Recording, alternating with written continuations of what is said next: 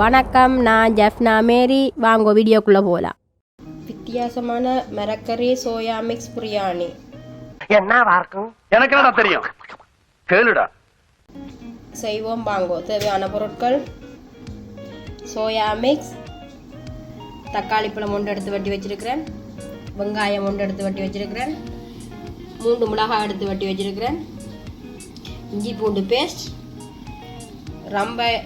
ரம்பையும் பிரியாணிலையும் எடுத்து வச்சிருக்கிறேன். எங்கட விட்டு தோட்டத்தில் பிடிங்கிறது. என்ன எல்லாரும் நம்மளே குறுகுறுன்னு பார்க்குறாங்க? ஓஹோ. பட்டை 2 ஏலக்காய், 2 கிராம்பு, தயிர் எடுத்து வச்சிருக்கிறேன், உப்பு, மஞ்சள் தூள். வாங்கோ எப்படி பிரட்டுவோம் மட்டும் பார்ப்போம்.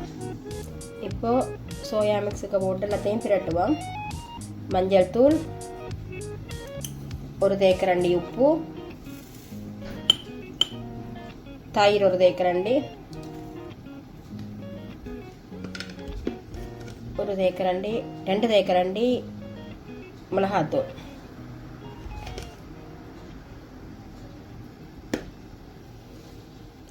இப்போ இதை அப்படியே மிக்ஸ் பண்ணுவோம்.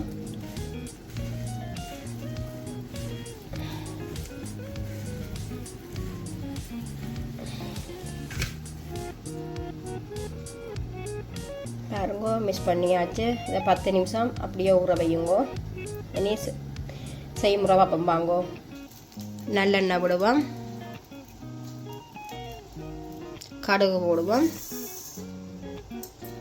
கருவேப்பட்டை, ஏலக்காய், வால்மிளகு போடுவோம். ரம்பையில், பிரியாணியில், வெங்காயம், மிளகாய் போடுவோம். மிளகாய் போட்டால் கொஞ்சம் காரமாக இருக்கும், அப்போ நல்லா இருக்கும். அதோட தக்காளி பழமும் போடுவோம்.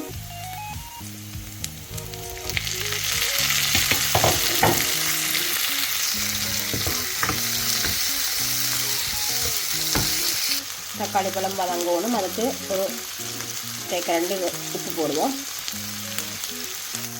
இஞ்சி பூண்டு பேஸ்ட் போடுவோம்.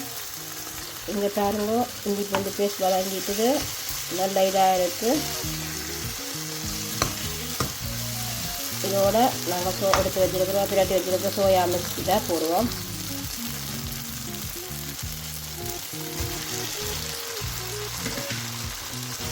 நல்லா பிரட்டிடணும்.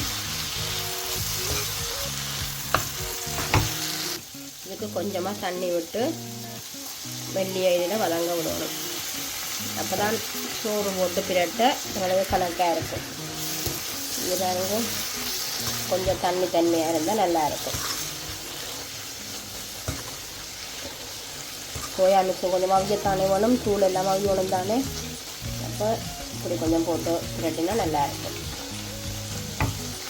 ஏற்கனவே நான் ரைஸ் எடுத்து மஞ்சள், உப்பு, ஏலக்காய், கருவேப்பட்டை, வால்மிளகு, பிரியாணியில், ரம்பையில் எல்லாம் போட்டு சோறு அந்த ரைஸ் இதாகிட்டுது எடுத்துதுக்கு இதை போட்டு பிரட்டுவோம் வாங்கும். இது பாருங்க, சோயா மிக்ஸ் எல்லாம் இதாகிட்டுது. இப்போ நாங்கள் ரைஸை போட்டு பிரட்டுவோம்.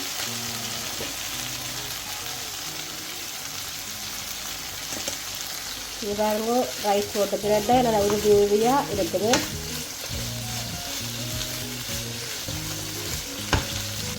இங்கே பாருங்க, செஞ்சு முடிஞ்சது, நல்லா உருவியாக இருக்குது. நீங்களும் வீட்டில் செஞ்சு பாருங்க, நல்லா இருக்கும். மரக்கறி சாப்பிட்ற நாளையில் இப்படி ஒரு மரக்கறி சாப்பாடு வச்சுட்டு வெங்காயமும் தக்காளி பழமும் போட்டு ஒரு சம்பல் ஒன்று போட்டுங்கன்னா அதோட சாப்பிடவே நல்லா இருக்கும். இங்கே பாருங்க, செஞ்சு முடிஞ்சது.